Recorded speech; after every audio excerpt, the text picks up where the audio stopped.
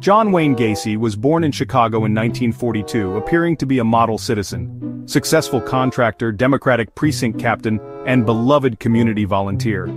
Beneath this friendly facade, however, lurked a horrifying secret. Gacy's carefully constructed image allowed him to hide his true nature from everyone, even his own family. His childhood was marked by abuse from his alcoholic father, who belittled and beat him, leaving deep psychological scars. Gacy's desperate attempts to win his father's approval failed, fueling a lifelong sense of rejection. As a young adult, he tried to live a conventional life, marrying, having children, and managing his father-in-law's restaurants in Iowa. But in 1968, Gacy was convicted of sodomy for coercing a teenage boy, serving 18 months in prison, a chilling precursor to his later crimes. After his release, Gacy returned to Chicago, remarried, and started his own contracting business, PDM Contractors. He became even more involved in local politics and charity, throwing elaborate parties and building a reputation as a generous neighbor. This public persona was his shield, allowing him to operate in plain sight. Gacy's life was a dual existence. Outwardly respectable, inwardly monstrous. He hid his predatory nature behind a mask of normalcy, fooling everyone around him. The truth about Gacy would eventually shatter the illusion of safety in his suburban community. His story is a chilling reminder that evil can hide behind the most ordinary of faces. The Killer Clown nickname became synonymous with John Wayne Gacy, thanks to his alter ego, Pogo the Clown. Gacy performed as Pogo at children's parties and hospitals, using the clown persona to gain trust and access to young people. The clown costume was more than a hobby. It was a calculated disguise, masking his predatory intentions. Gacy joined a local clown club, printed business cards, and told people he just wanted to make children laugh. The contrast between his cheerful clown act and his hidden darkness was chilling. While there's no evidence he committed murders in costume, the image of a killer clown haunted the public imagination. The media seized on the Killer Clown moniker, cementing Gacy's place in true crime history. Pogo became a symbol of ultimate betrayal, a mask of innocence hiding a monster. Gacy's crimes forever tainted the image of clowns in American culture. What was once a symbol of joy became a reminder of hidden danger. The legacy of Pogo the Clown endures as a warning. Evil can wear a friendly face. Gacy's deception was as terrifying as his crimes. Gacy preyed on teenage boys and young men, often those desperate for work or a fresh start. As owner of PDM Contractors, he lured victims with job offers, presenting himself as a helpful employer. Once inside his home, Gacy used tricks, like the infamous handcuff trick, to restrain his victims. The illusion of safety quickly turned to terror as he revealed his true intentions. Gacy's method of murder was typically ligature strangulation, using a rope and stick to kill swiftly and silently. His victims, aged 14 to 21, came from all walks of life but shared vulnerability and trust in the wrong person. For years, many were simply missing persons, their families left in agonizing uncertainty. Gacy murdered at least 33 young men between 1972 and 1978, making him one of America's most prolific serial killers. He showed no remorse, treating his victims as disposable. 26 bodies were buried in his crawl space, 1 under his garage, 2 in his yard, and 4 dumped in the Des Plaines River.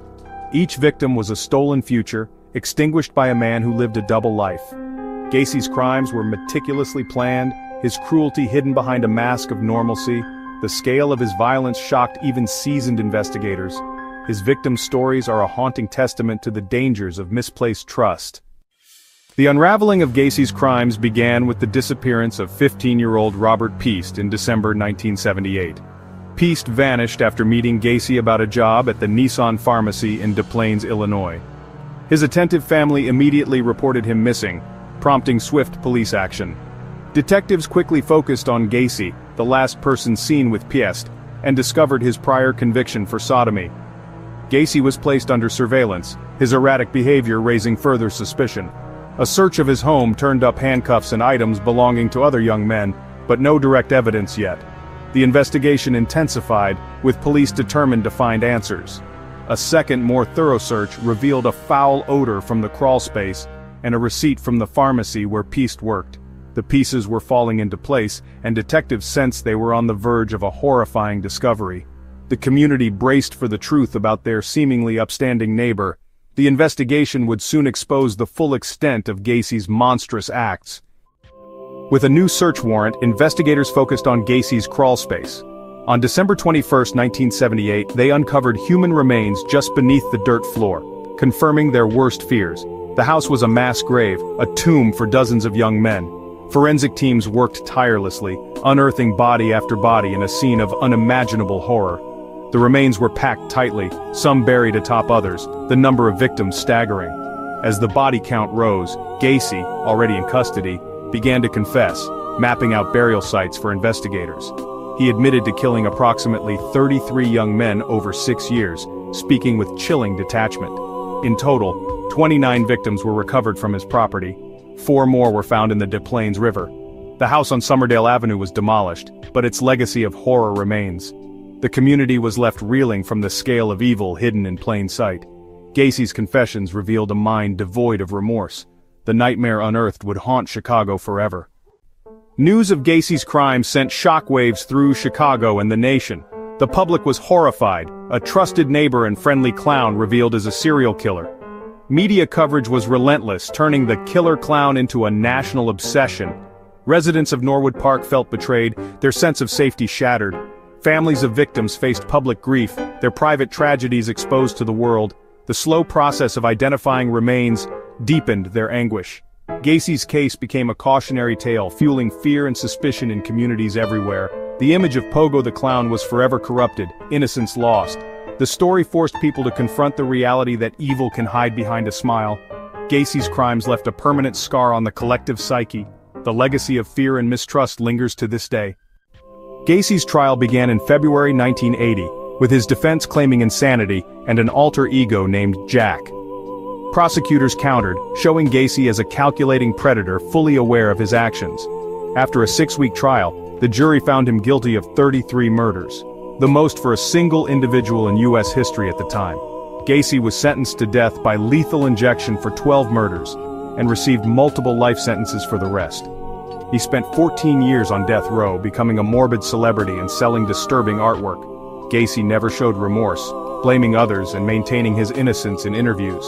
On May 10, 1994, he was executed, his final words a vulgar insult.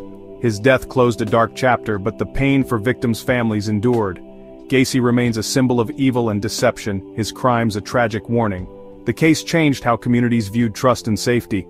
The legacy of John Wayne Gacy is a reminder of the darkness that can hide behind the most ordinary masks. His story endures as a chilling lesson in the dangers of misplaced trust.